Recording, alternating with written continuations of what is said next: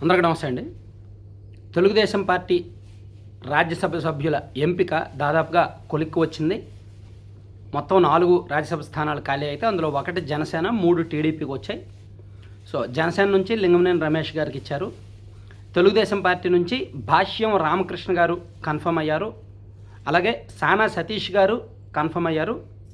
So మూడోది ఎవరికి ఇవ్వాలని చూస్తున్నారు, ఎస్సీకి కానీ బీసీకి కానీ ఇవ్వాలని చూస్తున్నారు. యాక్చువల్లీ బీసీ లేడీకి ఇద్దాం అనుకున్నారు కానీ ఎవరు సరైన అభ్యర్థి దొరకలేదు కాబట్టి ఇంకా ఎస్సీకో బీసీకో ఇస్తారంట.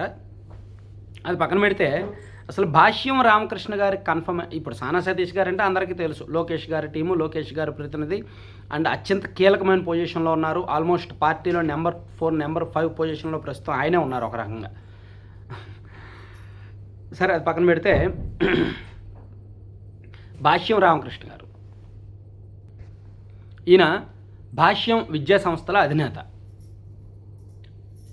దాదాపుగా ఒక 15 సంవత్సరాల నుంచి ఈయన రాజకీయంగా యాక్టివ్ అయ్యారు. అయితే ప్రత్యక్ష రాజకీయాల్లో ఎప్పుడూ కూడా పార్టీ తరపున ప్రచారం చేయడం కానీ, డైరెక్ట్గా ఇన్వాల్వ్ అవ్వడం కానీ, ఎక్కడా పోటీ చేయడం కానీ చేయలేదు. కానీ తెలుగుదేశం పార్టీకి బ్యాక్ ఎండ్ వర్క్, ఇప్పుడు ఒక పార్టీ అన్నాక ఫ్రంట్ ఎండ్ వర్క్ ఉంటుంది, బ్యాక్ ఎండ్ వర్క్ ఉంటుంది.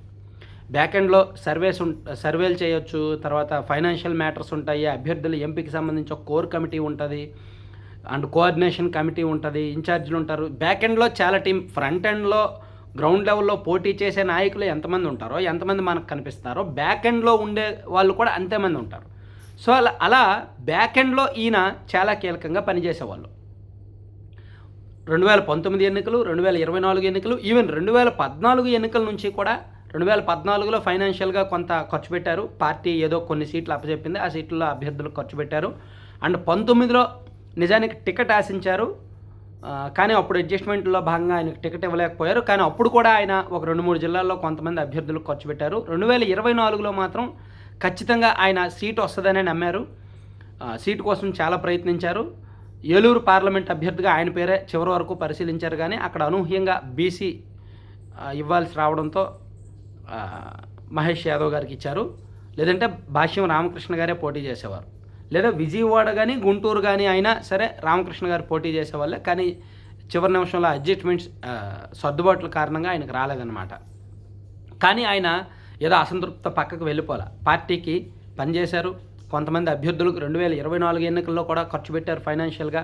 అండ్ ఆ తర్వాత 2024లో ప్రభుత్వం రాకముందు, ప్రభుత్వం వచ్చిన తర్వాత కూడా కొన్ని నియోజకవర్గాల్లో ఈయన సెపరేట్గా టీములు పెట్టుకొని సర్వేలు చేయించి ఆ ఫీడ్బ్యాక్ సీఎం గారికి ఇవ్వడం. ఈవెన్ ఇప్పటికీ కూడా వీక్లీ రిపోర్ట్స్ అన్నీ కూడా తీసుకొని సీఎం గారికి ఇస్తారు, ఫీడ్బ్యాక్ తీసుకుంటారు. 175 నియోజకవర్గాల్లో పార్టీ పనితీరు ఎలా ఉంది, ప్రభుత్వ పనితీరు ఎలా ఉంది అనేది దానికి ఒక 200 మందికి పైగా స్టాఫ్ను రిక్రూట్ చేసుకొని ఒక వ్యవస్థను క్రియేట్ చేసి ఆ వ్యవస్థను బ్యాక్ ఎండ్లో మెయింటైన్ చేస్తూ దానికి సంబంధించిన ఖర్చు అంతా పెట్టుకుంటూ ఆ ఫీడ్బ్యాక్ ఎప్పటికప్పుడు వారానికి ఒకసారో 15 రోజులకు ఒకసారో సీఎం గారిని, లోకేష్ గారిని కలిసి ఇస్తారనమాట. ఈ నియోజకవర్గంలో ఎలా ఉంది, ఈ నియోజకవర్గంలో ఎలా ఉందని. సో వాటిని సీఎం గారికి వచ్చే అనేక రకాల రిపోర్టుల్లో దాన్ని కూడా పెట్టుకొని దాన్ని బట్టి పార్టీ యాక్షన్ ప్లాన్ ఉంటుంది. సో ఇలా భాష్యం రామకృష్ణ గారు తెలుగుదేశం పార్టీకి బ్యాక్ బోన్గా బ్యాక్ ఎండ్లో చాలా వర్క్ చేశారు. ఆయన ఎంత ఖర్చు పెట్టారు అనేది మనం నెంబర్ చెప్పకూడదు, చెప్పలేం, కానీ భారీగానే ఖర్చు పెట్టారు. పైగా చంద్రబాబు గారి పుట్టినరోజు వచ్చినప్పుడు అండ్ నారా దేవాంశ్, చంద్రబాబు గారి మనవడు దేవాంశ్ పుట్టినరోజు వచ్చిన, తెలుగుదేశం పార్టీకి సంబంధించిన ఏదైనా వేడుక జరిగినా, ఆ కుటుంబ సభ్యులకు సంబంధించిన ఏమైనా వేడుక జరిగినా టీటీడీకి వెళ్ళి అన్నప్రసాదం, ఆ ఒకరోజు అన్నదానం విరాళంగా ఇవ్వడం అండ్ భారీగా ఫండింగ్ ఇవ్వడం, ఇలా ఆ కార్యక్రమాలు కూడా చేసేవాళ్ళు. పార్టీ ఫండింగ్, అభ్యర్థులకు ఖర్చు పెట్టడం, బ్యాక్ ఎండ్లో ఇటువంటి కార్యక్రమాలు చేయడం, సర్వేలు చేయించడం అండ్ సేవా కార్యక్రమాలు చేయడం, అన్నీ కూడా పార్టీ కోసం అండ్ చంద్రబాబు గారి కుటుంబం కోసం ఆయన చాలా చేశారు.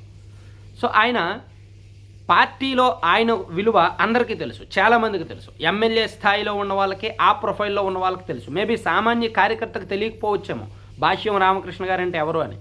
కానీ హై ప్రొఫైల్లో ఉన్న వాళ్ళకి, ఎమ్మెల్యే నియోజకవర్గ స్థాయిలో ఉన్న వాళ్ళకి మాత్రం ఆయనకి తెలుసు. సో అందుకని రామకృష్ణ గారికి ఇస్తున్నారు అంటే మంచిదే, ఆయనకి ఇవ్వాలి, ఆయన చాలా కష్టపడ్డారు, చాలా ఖర్చు పెట్టారు, ఆయనకి ఇవ్వడంలో ఏం తప్పు లేదు అని అంటున్నారనమాట. సో అందుకని రామకృష్ణ గారికి 100% న్యాయం జరిగినట్టే. ఆయనకు రాజ్యసభ ఇవ్వడం 100% మంచి నిర్ణయమే. సో ఆయన ఇంకా ఉత్సాహంగా పనిచేయడానికి కూడా అవకాశం ఉంటుంది అన్నమాట. Thank you.